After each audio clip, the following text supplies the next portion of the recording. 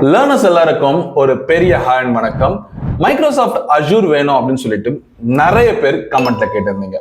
அது மட்டும் இல்லாம இந்த மைக்ரோசாஃப்ட் அஜூருக்கு எக்கச்சக்கமான வேகன்சிஸ் நாக்குரியில அவைலபிளா இருக்கு. ஸோ இந்த மைக்ரோசாஃப்ட் அஜூரை வந்து பாத்தீங்கன்னா கம்ப்ளீட்டா ஃப்ரம் பேசிக்ஸ்ல இருந்து டில் எண்டு வரைக்கும், அதாவது ஒரு 50 மணி நேரத்துக்கு மேல ஒரு வீடியோ பாத்தீங்க அப்படின்னா கண்டிப்பா உங்களுக்கு A to Z அஜூர்ல இருக்கிறது உங்களுக்கு என்னால சொல்லிக் கொடுக்க முடியும். ஸோ அதுல AZ104 அப்படின்ற அந்த சர்டிபிகேஷனுக்கு பேஸா இருக்கக்கூடிய கண்டென்ட்டை நம்ம இன் டீடைல் பார்க்க போறோம். ஸோ இதுதான் ஃபர்ஸ்ட் வீடியோ. ஸோ கடைசி வரைக்கும் பாருங்க. அண்ட் இந்த சீரீஸ் முடிக்கிறப்போ நீங்களும் ஒரு பெட்டரான அஜூர் அட்மினிஸ்ட்ரேட்டர் அப்படின்னு சொல்லிட்டு நம்புவீங்க. இப்போ மைக்ரோசாஃப்ட் அஜூர் அட்மினிஸ்ட்ரேட்டர் AZ104 அது என்னன்னு பாக்குறதுக்கு முன்னாடி, அஜூர்னா என்னன்னு பாக்குறதுக்கு முன்னாடி நம்ம கிளவுட் கம்ப்யூட்டிங் அப்படின்னா என்னன்னு தெரியணும். எதுக்காக கிளவுட் கம்ப்யூட்டிங்? கிளவுட் கம்ப்யூட்டிங்ல டெவலப் பண்ண ஒரு ப்ராடக்ட் தான் அஜூர். அப்போ கிளவுட் கம்ப்யூட்டிங்னா என்னன்னு தெரிஞ்சாதான் ஏன் அஜூர் அதை டெவலப் பண்ணாங்க, அண்ட் இந்த அஜூர் மூலமா நம்ம என்னென்னலாம் யூஸ் பண்ணலாம் அப்படின்றது எல்லாமே தெரியும். அப்போ வாட் இஸ் கிளவுட் கம்ப்யூட்டிங்? அதாவது கம்ப்யூட்டிங் அப்படின்றது வந்து பாத்தீங்கன்னா நம்ம நார்மலா ஒரு லேப்டாப் மூலயமா ஒரு கம்ப்யூட்டர் மூலயமா நம்ம வச்சு பண்றது. ஸோ இப்போ கிளவுட் கம்ப்யூட்டிங்னா என்னன்னா கம்ப்யூட்டிங் சர்வீசஸை இன்டர்நெட் மூலயமா கொடுக்கறது. அதாவது server, storage, database, networking, software, இந்த மாதிரி எதை வேணாலும் கிளவுட் மூலயமா எடுத்துக்கலாம். அதாவது இன்டர்நெட் மூலயமாவே நம்மளால எடுத்துக்க முடியும். அப்படி எடுக்கிறதுக்கு பேர் தான் கிளவுட் கம்ப்யூட்டிங். இன்னும் சிம்பிளா சொல்லணும் அப்படின்னா, இந்த கிளவுட் கம்ப்யூட்டிங்னா என்னன்னு சிம்பிளா புரியணும் அப்படின்னா, நீங்க ஒரு வீடு கட்டுறீங்க அப்படின்னு வச்சுப்போம்.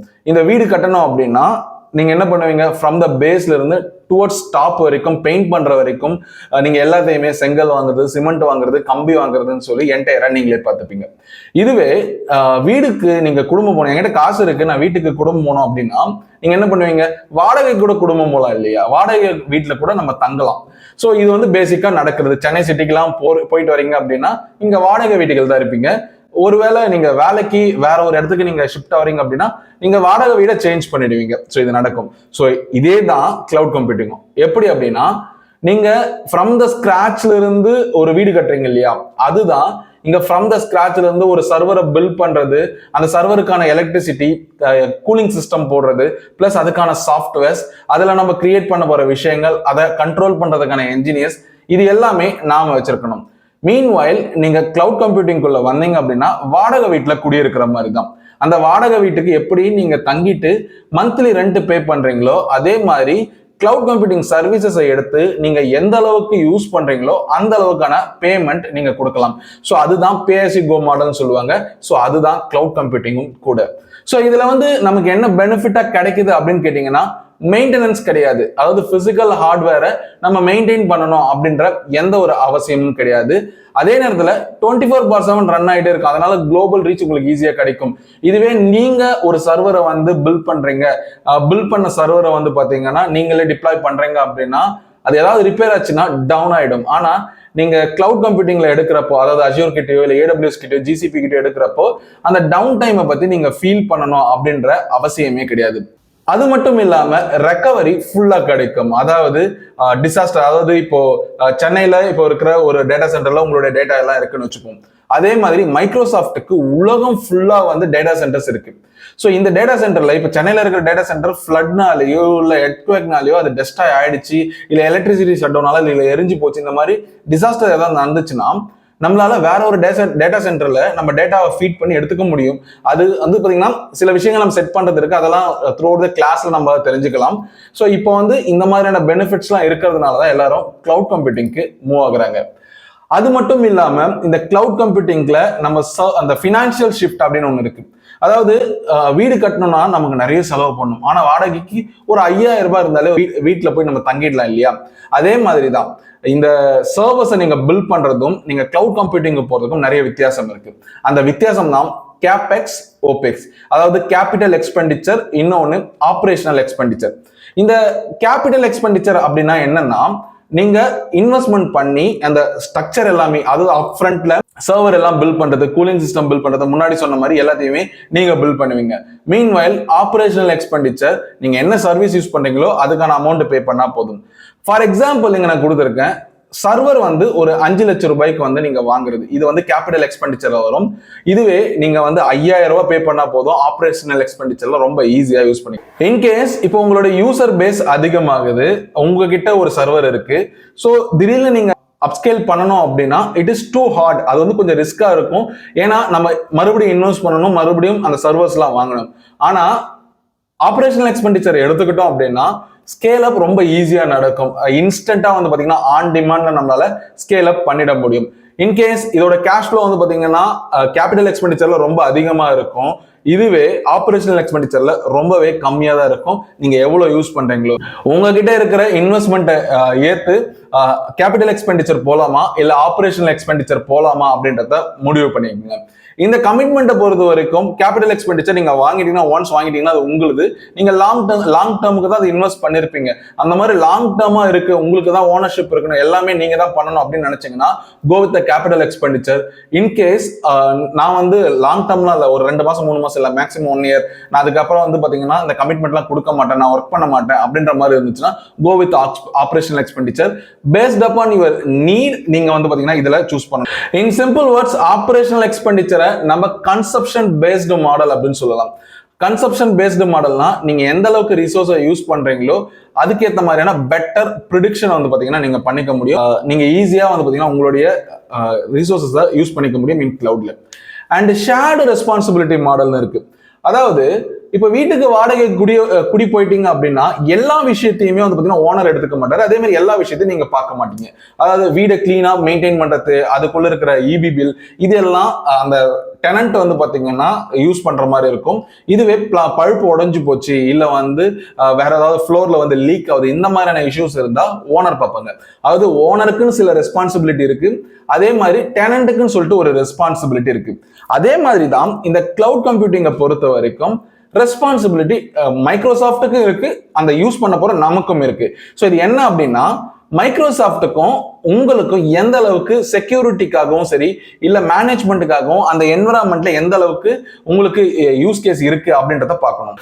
ஸோ இது என்ன அப்படின்னு தெரிஞ்சுக்கிறதுக்கு முன்னாடி ஒரு குட்டி கதையை ஒன்று பார்த்துடலாம். என்ன கதை அப்படின்னா, உங்களுக்கு பீஸா வேணும் அப்படின்னு வச்சுக்கோங்க. பீஸாவை நீங்க என்னெல்லாம் பண்ணலாம், எய்தர் நீங்க டைரக்டா போய் கடையில வாங்கி சாப்பிடலாம், அப்படி இல்லைன்னா இன்கிரீடியன்ஸை வாங்கிட்டு வந்து நம்ம வீட்டு கிச்சன்ல சமைக்கலாம், இல்லைன்னா கிச்சனையே புதுசா கட்டி அதுக்கப்புறம் அந்த இன்கிரீடியன்ஸை வாங்கிட்டு வந்து அதுக்கப்புறம் நீங்க கட்டலாம். ஸோ இந்த மாதிரி வந்து டிஃப்ரெண்ட் டைப்ஸ் இருக்கு இல்லையா. ஸோ அதே மாதிரி தான் இங்க ஷேர்டுமே இருக்கு. அது எப்படி அப்படின்னா, ஃபர்ஸ்ட் 3 விஷயம் இருக்கு. Software as a service, platform as a service and then infrastructure as a service அப்படின்னு சொல்லிட்டு 3 இருக்கு. இந்த சாஃப்ட்வேர் ஆஸ் எ சர்வீஸ்னா என்னன்னா, நீங்க என்ன மேனேஜ் பண்ண போறீங்கன்னா யூசர் நேம், பாஸ்வேர்ட், அதுக்குள்ள நீங்க ஒர்க் பண்ண போறீங்க டைரக்டா. இதுவே இன்ஃப்ராஸ்ட்ரக்சர் ஆஸ் எ சர்வீஸ் அப்படின்னு எடுத்துக்கிட்டீங்கன்னா, அந்த மைக்ரோசாஃப்ட் வந்து என்ன கொடுப்பான் அப்படின்னா அவங்களுடைய சர்வர், ஸ்டோரேஜ், இந்த பிசிக்கல் ஹார்ட்வேர்ஸ் எல்லாமே கொடுத்துருப்பான். மற்றதெல்லாம் அந்த டெனன்ட் தான் மேனேஜ் பண்ணும். Meanwhile platform as a service அப்படின்றது வந்து பாத்தீங்கன்னா இன்டர்மீடியட்ல, அதாவது நீங்க அப்ளிகேஷன் டேட்டாவை மேனேஜ் பண்ணா போதும், இந்த ஹார்ட்வேர்ஸ், ஆப்ரேட்டிங் சிஸ்டம், இது எல்லாமே வந்து அந்த சர்வீஸ் ப்ரொவைடரே பார்த்துப்பாங்க. அதாவது சிம்பிளா சொல்லணும் அப்படின்னா மேக்சிமம் விஷயங்களை எல்லாத்தையுமே பார்த்துக்கிறது சாஃப்ட்வேர் ஆஸ் எ சர்வீஸ். எல்லா விஷயம் நீங்க பார்க்கணும், ஆனா ஹார்ட்வேரை மட்டும் பார்த்துக்கிறேன்னு சொல்றது இன்ஃப்ராஸ்ட்ரக்சர் ஆஸ் எ சர்வீஸ். அதுக்கு நடுவுல டேட்டாவும் அப்ளிகேஷன் நீங்க பார்த்துக்கணும், மற்றதெல்லாம் சர்வீஸ் ப்ரொவைடர் பார்த்துப்பான் அப்படின்னு சொல்லிட்டு platform as a service. So இந்த இடத்துல இந்த சார்ட்ல பாருங்க, நான் கொடுத்திருக்கிற ஆஷ் கலர் இருந்தது அப்படின்னா அது மைக்ரோசாஃப்டோட ரெஸ்பான்சிபிலிட்டி. மீன்வைல் ப்ளூ கலர்ல இருக்கிறது டெனன்ட், அதாவது நம்ம வாடகைக்கு எடுக்கிற நம்மளுடைய ரெஸ்பான்சிபிலிட்டி. ஸோ இதை பேஸா வச்சுதான் வந்து பாத்தீங்கன்னா இந்த கிளவுட் கம்ப்யூட்டிங் வேலை செய்யுது. அதாவது இதுக்கான எக்ஸாம்பிள் என்ன அப்படின்னு பாத்தீங்கன்னா, இன்ஃப்ராஸ்ட்ரக்சர் ஆஸ் எ சர்வீசஸ்க்கு விர்ச்சுவல் மிஷின்ஸ் அப்படின்னு சொல்லக்கூடிய ஒரு சர்வீஸ் இருக்கு. இந்த விர்ச்சுவல் மிஷின்ஸ்னா என்னன்னா, இங்க எப்படி நம்ம ஒரு கம்ப்யூட்டர் யூஸ் பண்றோமோ அதே மாதிரியான கம்ப்யூட்டர் கிளவுட்ல யூஸ் பண்ணுவோம். என்னன்னா ஹார்ட்வேர் மட்டும் அவங்க கிட்ட இருக்கும். ஸோ இது வந்து பாத்தீங்கன்னா இன்ஃப்ராஸ்ட்ரக்சர் ஆஸ் எ சர்வீஸுக்கு ஒரு எக்ஸாம்பிள். இதுவே பிளாட்ஃபார்ம் ஆஸ் எ சர்வீஸுக்கு அப்படின்னு எடுத்துக்கிட்டா அஜூர் ஆப் சர்வீசஸ் அப்படின்னு சொல்லிட்டு ஒன்று இருக்கு. இந்த ஆப் சர்வீசஸ்ல நீங்க சர்வரை பத்தி கவலைப்பட போறது கிடையாது, ரன் டைமை பத்தி கவலைப்பட போறது கிடையாது. ஜஸ்ட் உங்களுடைய பீஸ் ஆஃப் கோட் எடுத்து அதுல போட போறீங்க, அதுக்கப்புறம் அது ரன் ஆகும், ஒர்க் ஆகும். ஸோ இதுதான் வந்து பாத்தீங்கன்னா Azure app services. Software as a service, அதாவது நாம யூஸ் பண்ற பெரும்பாலான ப்ராடக்ட்ஸ் வந்து பாத்தீங்கன்னா சாஃப்ட்வேர் as a சர்வீஸ் தான். உதாரணமா சொல்லணும்னா Netflix, Amazon prime video, YouTube, Gmail. ஏன் நீங்க ஆண்ட்ராய்ட் போன்ல பாத்துட்டு இருந்தீங்கன்னா ஆண்ட்ராய்ட்ல இருக்கிற எல்லா அப்ளிகேஷனும், மேக்லோ இல்ல விண்டோஸ்லயே பாக்குறீங்கன்னா அதுல இருக்கிற அப்ளிகேஷன்ஸ் இதெல்லாம் மேக்ஸிமம் பாத்தீங்கன்னா சாஃப்ட்வேர் as a சர்வீஸ். அவன் சாஃப்ட்வேரை ரெடி பண்ணி கொடுத்துட்டான், அதை நீங்க யூஸ் பண்றீங்க. ஸோ எண்ட் யூசர்ஸ் கிட்ட டைரக்டா அந்த ப்ராடக்டை யூஸ் பண்ண கொடுத்தாங்கன்னா அது சாஃப்ட்வேர் as a சர்வீஸ். அடுத்ததா சில மாடல்ஸ் இருக்கு. அதாவது இவ்வளவு நேரம் நம்ம பார்த்தது ஒரு சர்வீஸ் மாடல் எப்படி இருக்கும், அந்த சர்வீஸ் மாடல்லாம் எப்படி இருக்கும், சர்வீஸ் மாடல்லாம் என்ன அப்படின்னு சொல்லிட்டு பார்த்தோம். இப்போ டிப்ளாய்மெண்ட் மாடல்ஸ்குள்ள வரும். இந்த டிப்ளாய்மெண்ட் மாடல்ஸ்னா சர்வீஸ் மாடலாம் உங்களுக்கு எப்படி தேவை அப்படின்றது, நீங்க எப்படி கொடுக்க போறீங்க அப்படின்னு சொல்றது டிப்ளாய்மெண்ட் மாடல். அதாவது வெளியே கொடுக்க போறீங்க இல்லையா, ஸோ அதுல பப்ளிக் கிளவுட் அப்படின்னா என்னன்னா, ஆக்சுவலா ஒரு டேட்டா பேஸ் சர்வர் இருக்கும். அந்த சர்வருக்குள்ள இருக்கக்கூடிய விஷயங்கள்ல ஒரு குறிப்பிட்ட அளவுக்கு பார்ட்டை வந்து பாத்தீங்கன்னா உங்களுக்குன்னு கொடுப்பாங்க. அந்த குறிப்பிட்ட அளவுக்கான பார்ட்டை உங்களுக்குன்னு கொடுக்குறாங்க இல்லையா, அதுல நீங்க மட்டும் இருக்க மாட்டீங்க, நிறைய பேர் இருப்பாங்க. ஸோ அஜூர், AWS, GCP இந்த மாதிரி பப்ளிக் கிளவுட் ப்ரொவைடர்ஸ் நிறைய பேர் இருக்காங்க. ரெண்டாவது பிரைவேட் கிளவுட். இந்த பிரைவேட் கிளவுட்னா என்னன்னா, உங்களுக்கு அப்படின்னு சொல்லிட்டு டெடிகேட்டடா வந்து ஒரு சர்வரை கொடுத்திருப்பாங்க. அது உங்களுக்குன்னு கொடுக்குற டெடிகேட்டடான சர்வர் தான் பிரைவேட் கிளவுட். இந்த பிரைவேட் கிளவுட் வந்து பாத்தீங்கன்னா ஒரு குறிப்பிட்ட ஆர்கனைசேஷன் கான்ஃபிடென்ஷியல் டேட்டா இருக்கக்கூடிய எல்லா இடங்கள்லயுமே பிரைவேட் கிளவுட் அப்படின்னு தான் யூஸ் பண்ணுவாங்க. மூணாவது ஹைபிரிட் கிளவுட். இந்த மூணாவது ஹைபிரிட் கிளவுட் ரெண்டுமே சேர்த்த மாதிரி, பேருக்கு ஏற்ற மாதிரி பப்ளிக் கிளவுடும் அந்த ப்ராஜெக்ட்ல இருக்கும், அதே ப்ராஜெக்ட்ல பிரைவேட் கிளவுடும் இருக்கும். உதாரணமா சொல்லணும் அப்படின்னா இப்ப இஸ்ரோ இருக்காங்க. இந்த இஸ்ரோல வந்து பாத்தீங்கன்னா ராக்கெட் டேட்டா இருக்கும். அதாவது இப்ப சந்திராயன் வந்து நிலாவுக்கு போச்சு, நிலாவில் வந்து தரையிறங்குச்சு அப்படின்னு நமக்கு தெரியும், தண்ணியை கண்டுபிடிச்சிச்சுன்னு தெரியும். ஆனா எந்த காம்பவுண்ட் தண்ணி அப்படின்னு நமக்கு தெரியுமா? அதுக்கப்புறம் வந்து பாத்தீங்கன்னா இப்ப சந்திராயன் 3 வந்து பாத்தீங்கன்னா லேண்ட் ஆகி சில ரிசர்ச் எல்லாம் பண்ணுச்சு. லேண்ட் ஆகி ரிசர்ச் பண்ணுச்சுன்னு அப்படின்னு சொல்லிட்டு நமக்கு தெரியும். ஆனா என்ன ரிசர்ச் பண்ணுச்சு, என்ன டேட்டா கொடுத்துச்சு, அதுக்கு பின்னாடி இருக்க விஷயம் என்ன, அது எதுவுமே நமக்கு தெரியாது. ஏன்னா அது எல்லாமே சீக்ரெட்டா மெயின்டைன் பண்றாங்க. இந்தியாவுக்கு ராணுவ ரகசியம் இருக்குன்னு தெரியும், ஆனா அந்த ராணுவ ரகசியம் எங்க இருக்கு, எப்படி இருக்கு தெரியாது இல்லையா. சோ இதெல்லாம் தான் இதுக்குள்ள வரும். இப்போ இஸ்ரோவை எடுத்துக்குங்க. இந்த இஸ்ரோல நான் மேல சொன்ன மாதிரி அந்த ராக்கெட் லான்ச் போச்சு, இந்த மாதிரி பப்ளிக்கான நியூஸ் எல்லாம் பாத்தீங்கன்னா பப்ளிக் கிளவுட்ல ஹோஸ்ட் பண்ணிருப்பாங்க. ஏன்னா அதோட ஸ்டோர் இப்போ பிரைவேட் கிளவுட் அப்படின்னு எடுத்துக்கிட்டீங்கன்னா அதோட காஸ்ட் அதிகம் கம்பேரிட்டிவ்லி பப்ளிக் கிளவுட கம்பேர் பண்ண சொல்ல. அப்போ பப்ளிக் தெரிஞ்சுக்கலாம், ஹேக் ஆகிற அளவுக்கு விட மாட்டாங்க. இன்கேஸ் ஹேக்கே ஆனாலும் பிரச்சனை இல்லை அப்படின்ற டேட்டாவை பப்ளிக் கிளவுட்ல வச்சிருப்பாங்க. பிரைவேட் கிளவுட்ல வந்து பாத்தீங்கன்னா ரொம்ப செக்யூர்டான டேட்டா, இதெல்லாம் ரெண்டுத்தையும் சேர்த்து வச்சு ஒரு ப்ராஜெக்ட்ல வேலை பார்க்குறாங்க அப்படின்னா அதை ஹைபிரிட் கிளவுட்ல வச்சுக்கலாம். ஸோ ரெண்டுத்தையும் மிக்ஸ் பண்ணி யூஸ் பண்றதுக்காக. ஸோ இதெல்லாம் தான் வந்து பாத்தீங்கன்னா public, private, hybrid deployment clouds அப்படின்னு சொல்றாங்க. இப்போ நம்ம என்ன பார்க்க போறோம் அப்படின்னா ரெண்டு விஷயத்த அடுத்து பார்க்க போறோம். இவ்வளவு நேரம் நம்ம டிப்ளாய்மெண்ட் மாடல்ஸ்னா என்ன, சர்வீஸ் மாடல்னா என்ன, IaaS, SaaS, PaaS அப்படின்னு பார்த்தோம். அதுக்கப்புறம் private cloud, public cloud, hybrid கிளவுட்னா என்னன்னு பார்த்தோம். அதுக்கப்புறம் கிளவுட் கம்ப்யூட்டிங்னா என்னன்னு பார்த்தோம். இப்போ ஜஸ்ட் நம்ம என்ன பார்க்க போறோம் அப்படின்னா அஜூர் போர்ட்டலோட ஓவர் எப்படி இருக்க போகுது. ஏன்னா ஃபர்ஸ்ட் நீங்க கம்ஃபர்டபுள் ஆனாதான் வந்து பாத்தீங்கன்னா உங்களால அந்த அஜூர் போர்ட்டலை படிக்க முடியும். ஸோ அதுக்காக இந்த அஜூர் போர்ட்டல். ஸோ இப்போ நீங்க பாக்குறது தான் அஜூர் போர்ட்டல். portal.azure.com அப்படின்ற இந்த வெப்சைட்டுக்கு வந்தீங்கன்னா உங்களுடைய இமெயில் ஐடி கொடுத்து லாகின் பண்ண சொல்லணும். இனிஷியலா ரிஜிஸ்டர் பண்ற மாதிரி இருக்கும். அந்த ரிஜிஸ்டர் பண்றதுக்கு இன்டர்நெட்ல கொட்டி கிடக்குது வீடியோஸ். ஸோ அந்த ரிஜிஸ்டர் பண்றதுக்கு உங்க பேரு, உங்களோட கிரெடிட் கார்டு நம்பர் டீடைல்ஸ் இதெல்லாம் கொடுத்தீங்கன்னா நார்மலா நம்ம ஜிமெயில் எப்படி ரிஜிஸ்டர் பண்ணுவோமோ அதே மாதிரி ரிஜிஸ்டர் பண்ணீங்கன்னா உங்களுக்கு 30 நாளுக்கான ஒரு ட்ரையல் பீரியட் உங்களுக்கு கிடைக்கும். அதுக்கப்புறம் நீங்க பே as you go தான் போகணும். நம்ம மைக்ரோசாஃப்டோட பார்ட்னரா இருக்கிறதுனால நமக்கு ஸ்பான்சர்ஷிப் ப்ரோக்ராம் கொடுத்துருக்காங்க. ஸோ அந்த ஸ்பான்சர்ஷிப் ப்ரோக்ராம் இருக்கட்டும். இப்போதைக்கு நம்ம என்ன பார்க்கலாம் அப்படின்னா இங்க என்னென்ன இருக்கு, ஸோ அந்த இன்டர்ஃபேஸ் எப்படி இருக்கு அப்படின்னு பார்க்கலாம். மேல இருக்கிற இந்த மெனு பார்ல, இந்த சர்ச் பார்ல நம்ம என்ன சர்வீஸ் வேணுமோ அதை சர்ச் பண்ணிக்கலாம். மைக்ரோசாஃப்ட் கிட்ட எக்கச்சக்கமான சர்வீசஸ் இருக்கு, 200க்கும் அதிகமான சர்வீஸ், அது எல்லாமே பார்த்துக்கலாம். மீன் டைம் இந்த 3 டாட்டை கிளிக் பண்ணீங்க அப்படின்னா அந்த இடத்துலயும் நீங்க ஃப்ரீக்வெண்டா யூஸ் பண்ணக்கூடிய அந்த சர்வீசஸ் இருக்கும். அதே நேரத்துல ஆல் சர்வீசஸ் அப்படின்ற பேஜுக்கு போனீங்கன்னா எல்லா சர்வீஸ் பேஜுமே இருக்கும். அது மட்டும் இல்லாம இப்போ இந்த இடத்துல அஜூர் சர்வீசஸ்ல நீங்க லேட்டஸ்டா யூஸ் பண்ண அந்த 8 சர்வீசஸ் வந்து பாத்தீங்கன்னா இந்த இடத்துல இருக்கும். ஸோ மோர் சர்வீசஸ் கொடுத்தீங்கன்னா அகைன் ஆல் பேஜஸ்க்கு போகும். ஸோ இந்த மாதிரி வந்து பாத்தீங்கன்னா ரொம்ப சிம்பிளா நம்மளால லாஜிக்கா யூஸ் பண்ண முடியும்.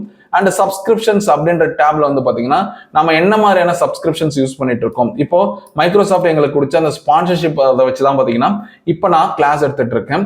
ஸோ அந்த கிளாஸஸ் வந்து பாத்தீங்கன்னா உங்களுக்கு ஹெல்ப்ஃபுல்லா இருக்கும் அப்படின்னு சொல்லிட்டு நம்புறேன்.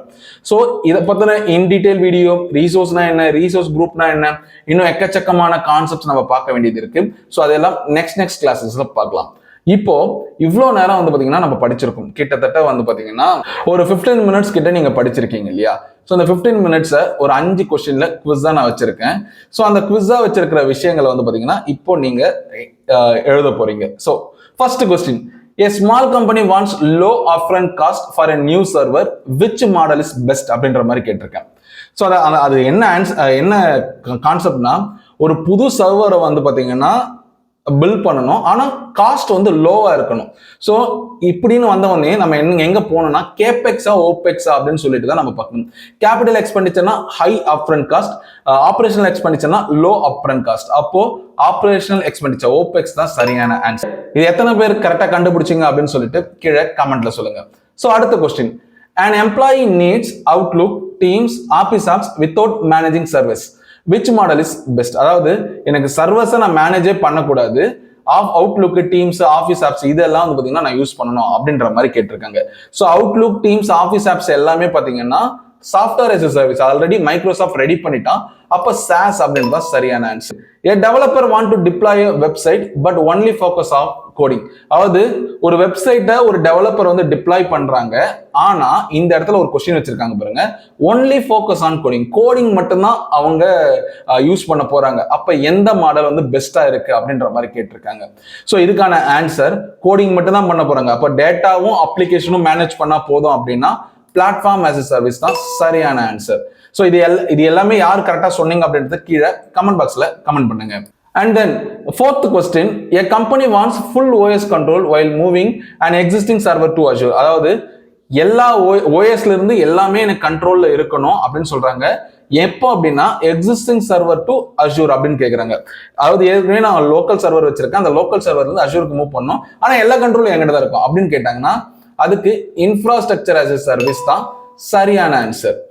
So last question, a college uses a local data center plus Azure backup. அதாவது ஒரு காலேஜ் வந்து லோக்கல் டேட்டா சென்டர் வேணும், அஜூர் பேக்கப்பும் வேணும். ஸோ இது என்ன மாடல் அப்படின்ற மாதிரி கேட்காங்க. அதாவது லோக்கல் டேட்டா சென்டர்ல பிரைவேட்டா ஒரு கிளவுட் வச்சிருக்காங்க, ஸோ அங்க வந்து ஆக்சுவல் நடக்கும், ஆனா பேக்கப் வந்து அஜூர்ல இருக்கணும் அப்படின்ற மாதிரி கேட்டிருக்காங்க. இதுக்கு ஹைபிரிட் கிளவுட், அது ரெண்டுத்தையும் மிக்ஸ் பண்ணி வச்சிருக்காங்க இல்லையா? ஸோ அதுதான் சரியான ஆன்சர். ஸோ 5 out of 5 யாரெல்லாம் எடுத்தீங்க அப்படின்றத வந்து பாத்தீங்கன்னா கமெண்ட் பாக்ஸ்ல கமெண்ட் பண்ணுங்க. இவ்வளவு நேரம் இந்த வீடியோ பார்த்திருந்த எல்லாருக்குமே ஒரு பெரிய தேங்க்ஸ். ஏன்னா கிட்டத்தட்ட 20 நிமிஷம் நீங்க படிச்சிருக்கீங்க. 20 நிமிஷம் நீங்க படிச்சு முடிச்சிருக்கீங்க அப்படின்னா அஜூர்ல 1 ஸ்டெப் ஃபார்வர்ட் எடுத்து வச்சிட்டீங்க அப்படின்றது அர்த்தம். இன்னும் அடுத்தடுத்த கண்டென்ட்ல வந்து பாத்தீங்கன்னா அடுத்தடுத்த கிளாஸஸ்ல கண்டிப்பா உங்களுக்கு இது எல்லாமே பிடிக்கும். அண்ட் அஜூருக்கான நாங்க போற எஃபோர்ட் உங்களுக்கு பிடிச்சிருந்தது அப்படின்னா மறக்காம சப்ஸ்கிரைப் பண்ணுங்க. கீழே என்ன டாபிக் வேணும் அப்படின்னு சொல்லிட்டு கமெண்ட் பண்ணுங்க.